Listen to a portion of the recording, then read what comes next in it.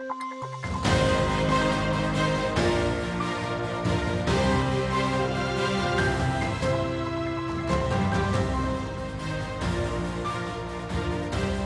et messieurs, bonsoir et bienvenue dans Question d'actu. Le président de la conférence des maires des États-Unis, Andrew Ginter, a salué la vision et la sagesse de Sa Majesté le Roi pour le développement des villes du Maroc. Il a qualifié d'exemplaires, en particulier au Sahara. C'était à l'occasion de la visite de la délégation des maires américains, au cours de laquelle 2 accords de jumelage signés entre les villes d'Arlington et Columbus avec Laayoune et Dakhla. Une confirmation de plus de la reconnaissance américaine de la souveraineté pleine et entière du Maroc sur son Sahara. Cette rencontre apporte une nouvelle pierre à l'édifice de la coopération bilatérale entre les conseils communaux du Maroc et les mairies des différentes villes et collectivités territoriales américaines, particulièrement en matière de démocratie locale, de gestion locale et de gouvernance territoriale. Accord de jumelage entre Dakhla et Columbus et Laayoune et Arlington. Quels enjeux? Réponse ce soir. Et avec nous, Monsieur Ali El-Harichi, vous êtes doyen de l'Institut des sciences politiques de Mondiapolis. Bonsoir, merci d'être avec nous. Bonsoir, merci pour l'invitation. Un plaisir de vous avoir avec nous.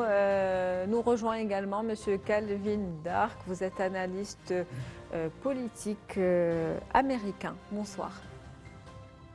Bonsoir. Merci d'être avec nous ce soir. Quand on parle alors d'accord de jumelage entre Dakhla et Columbus et les villes de Laayoune et Arlington, qu'est-ce que ça implique, Monsieur El-Harichi? Ça implique, comme vous l'avez dit, donc la reconnaissance pleine et entière qui est déjà faite par les États-Unis au Maroc, mais encore plus avec un jumelage entre 2 villes américaines et 2 villes marocaines du sud du Maroc, c'est-à-dire Dakhla et Laayoune.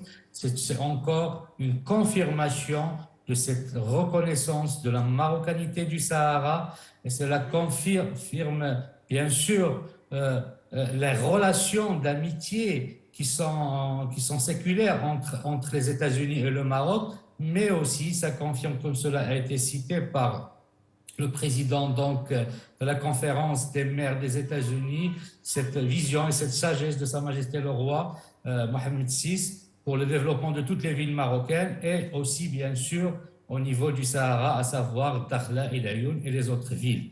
Donc c'est une autre forme de reconnaissance qui montre la place qu'occupe le Maroc et la question marocaine, sa véracité, sa légitimité, qu'elle soit historique ou qu'elle soit juridique par rapport au droit international, par rapport à la communauté internationale et surtout par rapport aux États-Unis qui restent une puissance ou la puissance au niveau des Nations Unies et qui reconnaît encore une fois avec un accord de jumelage entre 2 villes marocaines et 2 villes américaines. Une confirmation donc de plus de la reconnaissance américaine de la souveraineté du Maroc sur son Sahara. Vous l'avez dit, une relation de longue date, une amitié de longue date, une amitié séculaire entre les 2 pays. Monsieur Calvin Dark, comment les accords de jumelage s'inscrivent dans la vision royale pour le développement justement des provinces du Sud? Je crois que c'est très important de souligner que la conférence des maires, US Conference of Mayors, c'est un groupe très, très influent ici aux États-Unis. Pourquoi? Parce que tous les membres de ce groupe, les maires, sont des futurs leaders au Congrès, peut-être à la Maison-Blanche, ou des anciens. Par exemple, le congressiste Karen Bass, influente. Elle a quitté le Congrès pour être maire de la ville de Los Angeles récemment. Aussi, le secrétaire de transport actuel, Pete Buttigieg, il s'appelle Mayor Pete parce qu'il était maire avant de devenir secrétaire. Alors, quand ce groupe est impliqué, c'est vraiment à du poids, c'est puissant ici aux États-Unis. Et je crois aussi c'est important parce que pour l'Américain moyen, si on parle de la reconnaissance des États-Unis sur le Sahara marocain, c'est pas très fort, une reconnaissance sur papier. Mais quand il y a des vrais liens, les liens économiques, culturels, que ça implique des citoyens américains et marocains, ça devient quelque chose de vrai. Alors, la reconnaissance, c'est pas juste quelque chose de diplomatique sur le papier, mais ça représente les vrais liens. Et je crois que pour pour être solide, cette reconnaissance pour l'avenir, il faut ce lien au-delà de la diplomatie, mais surtout dans les domaines économiques, culturels et politiques aussi. Et ce jumelage, c'est un vrai exemple de ce partenariat qui va vraiment aider les deux pays et soutenir la reconnaissance de Sahara marocain. Des liens au-delà, donc des liens diplomatiques, vous l'avez dit, des liens solides, des liens économiques, culturels. Monsieur Ali El-Harichi, quels sont les principaux axes de coopération prévus dans ces accords? Tout d'abord, donc, ce jumelage, comme cela a été cité, ça va d'abord donner la porte d'ouverture d'une porte d'une coopération à tous les niveaux. Donc, certainement la coopération économique, et quand on parle d'une coopération économique, elle se fait bien sûr par les biais des entreprises, mais aussi par les deux populations, que ce soit la population américaine ou les représentants de cette population, c'est-à-dire des villes américaines, ou bien par la population marocaine qui est donc au Sahara, au niveau de ces deux villes. Donc, ce jumelage va permettre des projets de grande envergure, surtout que le Maroc, il est pionnier dans plusieurs, au niveau c'est-à-dire régional, par rapport, par exemple, aux énergies renouvelables. Nous savons que le Maroc est l'un des pionniers, que ce soit sur l'hydrogène vert ou sur les énergies renouvelables. Nous travaillons avec le mix énergétique et nous pouvons coopérer, c'est-à-dire entre ces deux villes par rapport par rapport aux énergies. Il y a de la coopération économique aussi par rapport à tout ce qui est donc, enfin, je dirais le secteur halieutique et maritime. Il y a de la et nous savons que la région elle est très riche et par rapport aux ressources halieutiques et les Américains ont une grande expérience aussi dans ce domaine. Nous avons aussi la coopération au niveau, je dirais, agricole. C'est une région où le Maroc a investi beaucoup, une infrastructure pour permettre une irrigation dans une zone qui est presque semi-aride, où il n'y a pas beaucoup de pluviométrie, c'est-à-dire il est très rare, il n'est pas très, c'est-à-dire il n'est pas en continu, mais le Maroc a mis toutes les dispositions pour aider et pour que cette région prenne une autonomie par rapport à la production agricole. Donc, le jumelage avec les deux villes américaines va permettre un apport de l'expérience aussi américaine à ce niveau. Bien sûr, il y a le côté culturel et le côté humain. Tout à l'heure, j'ai dit nous avons des relations séculaires. Cela a été cité par le président de la conférence des maires quand il disait que le Maroc est le plus vieil ami des États-Unis. C'est le premier pays qui a reconnu les États-Unis en 1776. Donc, les relations humaines et surtout, nous parlons du transatlantique. Nous parlons du projet atlantique, ce projet proposé par Sa Majesté le roi Mohamed VI pour les États africains atlantiques. Et c'est au niveau du port de Dakhla. Là, nous sommes dans un projet, nous sommes en train de peut-être ce pont qui va se faire entre l'Afrique et l'Amérique à travers, bien sûr, il y aura beaucoup d'autres projets qui vont arriver, mais à travers cet Atlantique, à travers ce jumelage-là. Et là, nous sommes devant l'un des plus grands projets d'ouverture de l'Afrique sur l'Atlantique et sur les Amériques. Et surtout, avec ce jumelage, cela va aider donc au développement de ce chantier, sans oublier le projet du gazoduc, donc Nigeria, Maroc, et qui va arriver donc vers Dakhla. Donc voilà d'autres ouvertures. Ce jumelage va permettre, bien sûr, ces développements économiques, mais aussi culturels et humains. L'amitié entre les deux peuples, elle est insérée, donc implémentée dans l'histoire. Et aujourd'hui encore, donc avec ces jumelages, il y aura bien sûr des échanges culturels, des rencontres entre, comme a dit mon collègue, entre entre les deux populations et ça va encore raffermir et consolider les relations d'amitié entre le Maroc et les États-Unis d'Amérique. Des relations d'amitié consolidées, un partenariat multidimensionnel, vous l'avez dit, une coopération énergétique, halieutique, économique, agricole, donc un champ qui est assez large. L'ouverture également de l'Afrique vers l'Atlantique et puis ce rôle pivot géographique du Maroc, celui de pont aujourd'hui entre l'Afrique, l'Europe, mais aussi l'Amérique. Monsieur Calvin Dark, à l'occasion de cette conférence justement des maires qui s'est tenue récemment, le président de la conférence des maires a salué la vision royale de développement des villes du Sahara marocain. Oui, je crois que ça, c'était très important parce que ça, c'est la preuve que la reconnaissance des États-Unis sur la marocanité de Sahara, c'est pas la fin. Peut-être c'est plutôt le début. Parce qu'il y a un engagement sur le leadership de Sa Majesté le Roi et le peuple marocain pour vraiment investir dans les provinces du Sud. Le développement, c'est la priorité. C'est pas juste la victoire diplomatique sur la reconnaissance. Et aussi pour les maires, la réputation des maires ici aux États-Unis, parfois, ils disent que les membres du Congrès ou les présidents, ils parlent des politiques des démocrates républicains, mais sont des maires qui doivent travailler. Parce que quand il y a des vrais challenges dans les villes, il n'y a pas un côté démocratique ou républicain, c'est vraiment les solutions.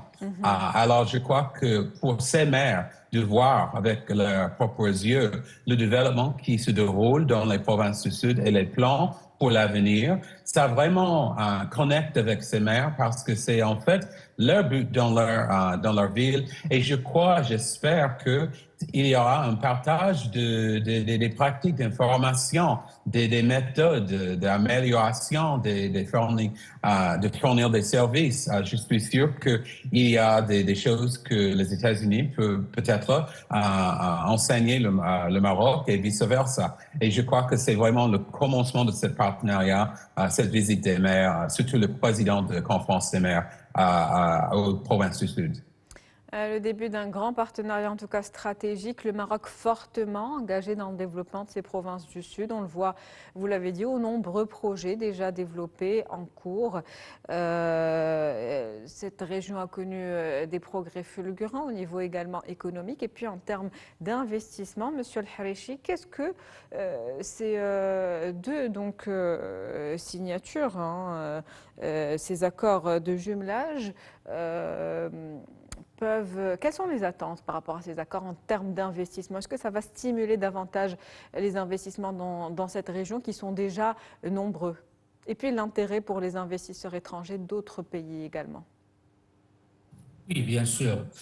Déjà, comme vous l'avez bien dit, il y a déjà des investissements dans la région, c'est-à-dire que c'est des investissements nationaux des Marocains, mais aussi de l'étranger. Aujourd'hui, avec ce jumelage, ça va bien sûr faciliter, c'est-à-dire faciliter l'investissement, parce que quand il y a des accords de jumelage, que ce soit d'un côté ou d'un autre, faciliter encore l'investissement dans une région où le Maroc a préparé une infrastructure, je regarde les photos, une infrastructure extraordinaire qui est prête, une plateforme d'investissement, une plateforme prête pour, déjà, il y a de l'investissement, mais pour accueillir encore d'autres investissements dans une région où le Maroc a fait beaucoup et surtout que le retour et l'impact, c'est sur la population, c'est-à-dire la population de la région. Et quand il y a investissement, il y a de la richesse qui est créée, il y a un retour, il y a un ruissellement sur toute la population, donc sur le travail, sur le retour, donc le retour est extraordinaire. Et surtout que maintenant, avec des accords de jumelage, donc il y aura beaucoup plus d'approfondissement de la collaboration et de facilitation pour les investisseurs qui vont venir, cette fois-ci des États-Unis, de ces deux villes, et peut-être d'autres villes, puisque le Maroc, il est ouvert, vous l'avez bien dit, c'est un pont, certes, entre l'Afrique et l'Europe, mais aujourd'hui, entre l'Afrique et l'Atlantique. Donc, ces accords-là, d'une part, politiquement, c'est une confirmation de la marocanité et de la souveraineté marocaine sur les provinces sud. De point de vue économique et social, c'est une ouverture d'un développement local avec nos partenaires qui sont stratégiques. Et puis d'un point de vue social, c'est le retour sur toute la population, c'est-à-dire des investissements qui vont toucher tous les domaines et dans le retour sur la région et sur le pays. Un partenariat stratégique donc maroco-américain. Rappelons la dernière rencontre entre Nasser Bourita et Anthony Blinken récemment, rencontre au cours de laquelle les deux homologues avaient axé les échanges sur ce volet justement de partenariat stratégique, de coopération, donc sur cette relation aujourd'hui séculaire, solide. Monsieur Calvin Dark, que pouvez-vous nous dire sur les relations historiques entre le Maroc et les États-Unis et leur évolution au fil de ces dernières années? Oui, les relations entre nos deux pays sont de très longue date, mais sont exceptionnelles parce que c'est pas juste une histoire de l'histoire. Ça a vraiment commencé avec le début des États-Unis, mais ça a évolué avec les changements de temps, avec l'accord de libre-échange, par exemple, avec la coopération sécuritaire. Je crois que pour les États-Unis, le Maroc représente un allié en Afrique, un allié avec des liens très forts en Europe, avec le Moyen-Orient, et un partenaire stratégique au niveau économique, sécuritaire, politique aussi et culturel, parce que il y a une place très spéciale aux États-Unis pour le Maroc. Et je crois que maintenant, ces liens, ces relations de longue date sont très importants vu ce qui se passe au monde. Parce que les États-Unis savent qu'il faut faire face au challenge, surtout au Moyen-Orient, et on ne peut pas le faire tout seul. Et il faut des alliés, des partenaires avec crédibilité dans ces régions. Et avec le leadership de Sa Majesté et le rôle historique et actuel au Moyen-Orient, avec le comité d'Al-Quds, je sais que maintenant, ce rôle stratégique du Maroc est très important pour les États-Unis. Surtout, j'ai remarqué dans la déclaration après la réunion entre le secrétaire Blinken et le ministre Bourita, ils ont souligné comment le Maroc, avec le leadership du roi, avec l'aide humanitaire à Gaza, dans un temps où les États-Unis et les autres alliés ne pouvaient pas. Et je crois que ce n'était pas par accident que ça a été cité dans cette déclaration, parce que ça représente quelque chose de ce que les États-Unis essayaient de faire et le Maroc a fait. Alors, ça souligne que les États-Unis, nous avons besoin des alliés avec succès, avec crédibilité dans la région. Et ça, c'est juste une des preuves de ça du Maroc. Et c'est pour ça que les relations maroco-américaines sont très importantes et vitales pour l'avenir des deux pays. Des alliés crédibles. Monsieur El-Harichi, justement, il y a Monsieur Calvin Dark qui vient de rappeler donc cette longue histoire entre le Maroc, des relations entre le Maroc et les États-Unis, mais également le rôle que joue aujourd'hui le Maroc au niveau du Moyen-Orient, et puis cette coopération dont vous parliez également tout à l'heure, qui est un peu multidimensionnelle. Et il y a ce volet sécuritaire aujourd'hui qui est important. Quel rôle de la coopération maroco-américaine sur ce volet sécuritaire et au niveau de la stabilisation de plusieurs régions dans le monde, que ce soit au Moyen-Orient, mais aussi au niveau du Sahel? Le Maroc, comme cela a été, est un acteur crédible. C'est un acteur crédible dans la communauté internationale. C'est un acteur crédible, mais c'est aussi un allié stratégique au niveau, c'est-à-dire dans son environnement régional, continental et méditerranéen.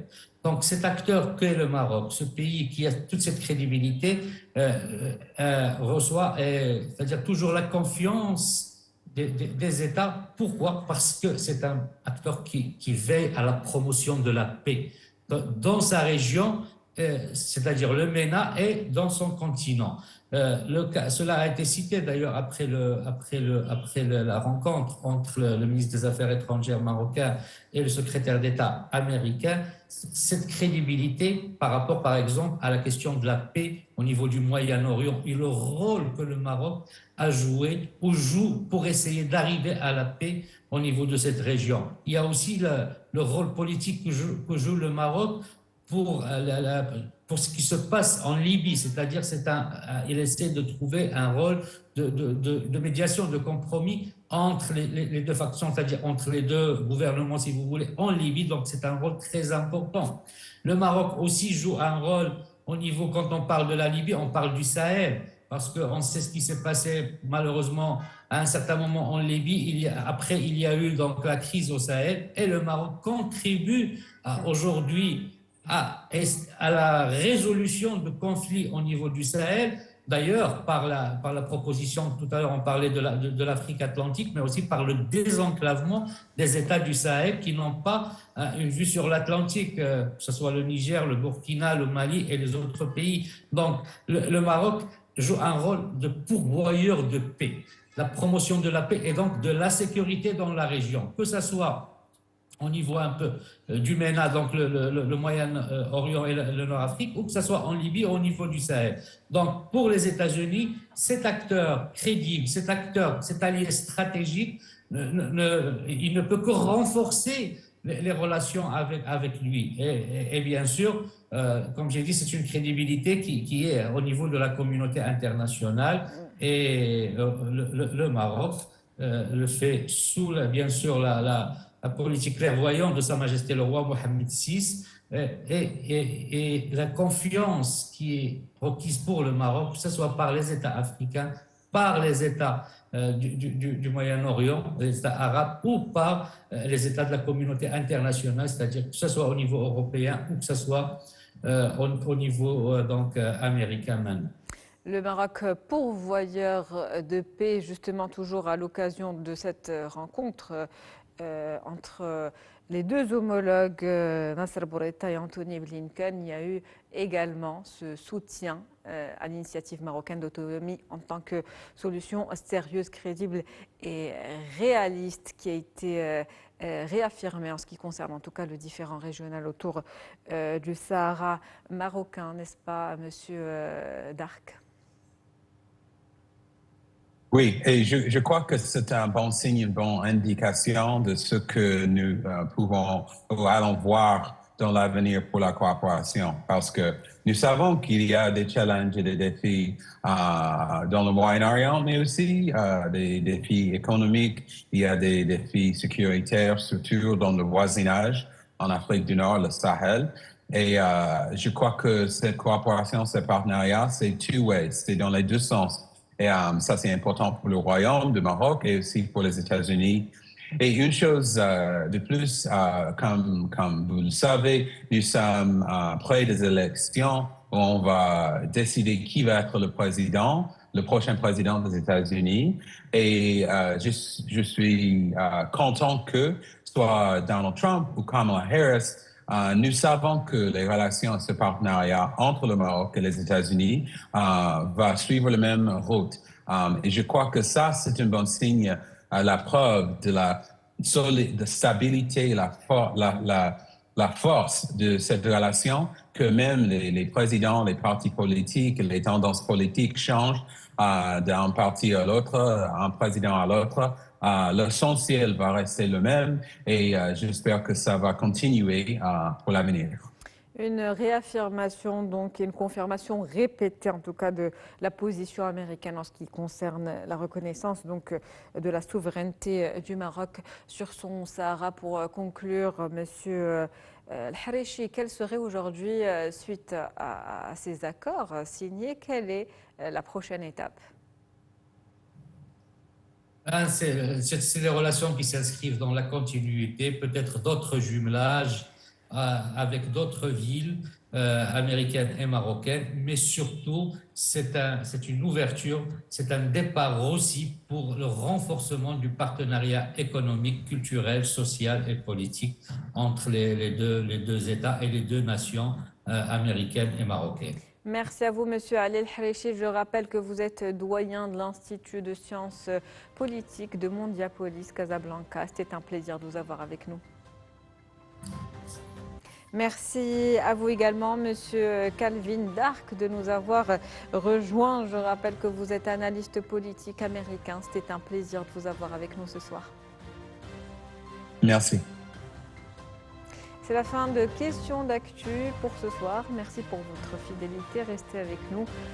On se retrouve demain sur Médien TV.